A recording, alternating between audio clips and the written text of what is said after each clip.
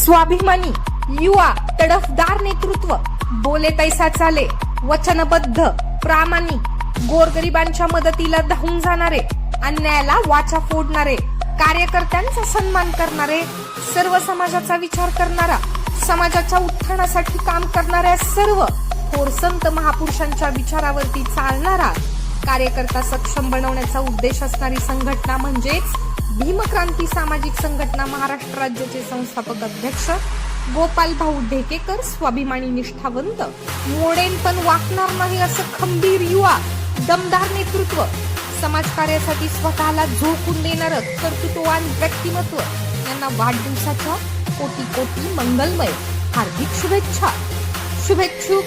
भीमक्रांती सामाजिक संघटना महाराष्ट्र राज्य संघटनेचे